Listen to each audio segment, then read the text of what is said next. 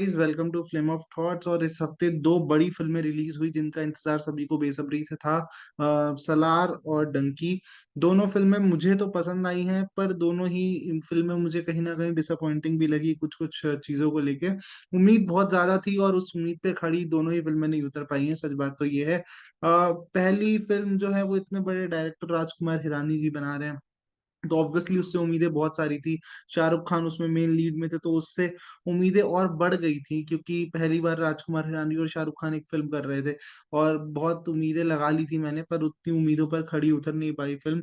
Film पांच दोस्तों की कहानी है जो लंदन जाना चाहते हैं। उसमें शाहरुख खान, विक्की कौशल, तापसी पन्नू और दो अन्य कलाकार हैं। और वो पांचों लंदन जाना चाहते हैं। पर बहुत मुश्किलों के बाद, बहुत कोशिशों के बाद भी ये संभव नहीं हो पाता है। और वो ऐसा इसलिए करना चाहते हैं ताकि उनकी फाइनेंशियल कंडीशन कंडीशन सुधर पाए। वहां पर विक्की कौशल के साथ इसका एक इमोशनल टच भी है। वो आप फिल्म देखेंगे तो आपको पता लगेगा कि वो क्या है। और ना जाने की वजह से फिर वो अपने साथ कुछ गलत कदम उठा लेते हैं। और उसके बाद फिर कहानी आगे बढ़ती है।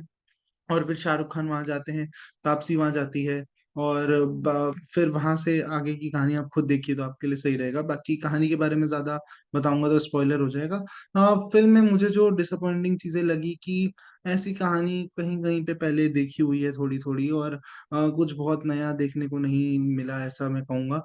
और दूसरी जो खराब चीज मुझे उसमें नजर आई, उसमें जो कॉमेडी थी वो पूरी हिट नहीं करती। जैसे थ्री इडियट्स के अंदर या मुन्ना भाई के अंदर, दोनों पार्ट जो हैं उसके अंदर जैसे कॉमेडी हिट करती है, और उसके जो डायलॉग्स हैं जो आज तक हमें याद है, वो उस तरीके की कॉमेडी नहीं है, बहुत ज्यादा फनी नहीं है, सिचुएशनल है, हंसी आती है किसी किसी मोमेंट पे, ऐसी बात नहीं है।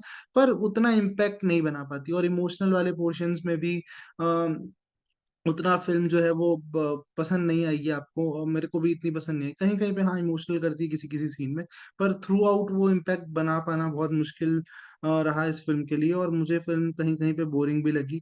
जो राजकुमार हिरानी जैसे जैसे बड़े डायरेक्टर की फिल्मों में नहीं होता है, पर ऐसा हुआ। और दुख हुआ मुझे कि जो मेरी उम्मीदों पर खड़ी नहीं उतर पाई फिल्म। बात करूं सलार की, तो सलार फिर वही जो हम देखते आ रहे हैं मास सिनेमा, जो रिवाइव किया था केजीएफ ने। क्योंकि एक टाइम था कि मास सिनेमा की जैसे मतलब इस तरीके की फिल्में बंद हो गई थी। पहले 70s 80s के दौर में अमिताभ बच्चन जी वो फिल्में किया करते थे, पर बहुत टाइम से ऐसी फिल्में नहीं आ रही थी। केजीएफ ने उसको रिवाइव किया, और अब लगातार वैसी फिल्में बनती चली जा रही हैं। केजीएफ के बाद, दोनों पार्ट के बाद, फिर कब्जा आई, फिर उसके बाद अभी एनिमल भी उसी काफी हद तक उसी जॉनर की फिल्म रही। और अब फिर सलार भी आ गई। तो फिल्म की कहानी एक फिक्शनल जगह पर बेस्ड है। और उधर जो मेन सलार का मतलब होता है लीडर, तो बेसिकली प्रभास मेन लीड में है उसमें।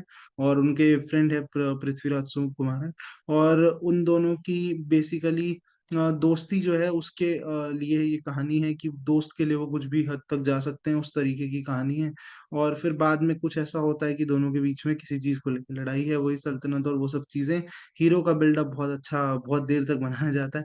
बिल्डअप ही बिल्डअप बनता रहता है, बनता रहता है, बनता रहता है। प्रभास अपनी पुरानी तीन फिल्मों के बाद इसमें थोड़े अच्छे दिखे हैं, बेटर लगे हैं। मजा आया उनको देखकर। आखिरी तीन फिल्में उनकी, राधे श्याम, आदि पुरुष और साहो, तीनों ही फिल्में फ्लॉप रही थी। फ्लॉप कहूँ या कहूँ कि बहुत मीडियोकर रही थी। और कहानी साहो की मुझे अच्छी लगी थी, पर उसका जो इम्प्लीमेंटेशन था वो उतना खास नहीं था। आदि पुरुष में आपको बताइए कि कितनी उसका क्रिटिसिज्म हुआ। और राधे श्याम में भी कहानी अच्छी थी, पर वही बात है कि उसका जो दिखाने का तरीका है, जो डायरेक्शन है, वो उतना खास नहीं था, तो वो डिसअपॉइंटिंग थी काफी चीज। इन दोनों फिल्मों की अगर बात कर रहे हैं, तो दोनों में से बेटर की बात करूं, तो स्टोरी जो पोर्शन है वो मुझे डंकी में ज्यादा अच्छा, ज्यादा सही लगा। डंकी का बेसिकली डोंकी वे से मतलब है। डोंकी वे मतलब एक तरीका है जिससे आप बिना वीजा के, बिना अप्रूवल के आप दूसरे देश जाते हैं, तो उससे उसका मतलब है। तो वो डोंकी होते होते उसको डंकी इस फिल्म में यूज किया गया है। और दूसरी तरफ सलार, जो मैंने आपको बताया, एक लीडर के बारे में यूज होता है, कि वो अपनी सल्तनत लेने वापस आएगा, वैसी वाली चीज है। तो दोनों के कंपैरिजन में तो डंकी थोड़ी ऊपर स्टैंड आउट करती है, फिर उसके बाद सलार उससे थोड़ी कम अच्छी लगी मुझे। कंपैरिजन करना खैर फिजूल है, क्योंकि दोनों अलग तरीके की फिल्में हैं ना। मजा आपको मुझे लगता है सलार देखने में ज्यादा आएगा। और बाकी दोनों ही फिल्में आप जाके एक बार देखिए। अपने रिव्यूज भी बताइए कि आपको कैसी लगी दोनों फिल्में।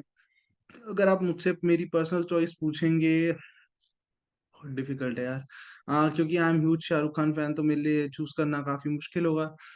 बट फिर भी डंकी का स्टोरी वाइज अगर आप देखा, अगर आपको स्टोरी देखना पसंद है फिल्मों के अंदर, और आप थोड़ा बहुत बोर होके भी कहानी वगैरह देखना चाहते हैं, इमोशनल मूवी देखना चाहते हैं, एक सॉफ्ट फिल्म देखना चाहते हैं, तो डंकी के लिए जाइए।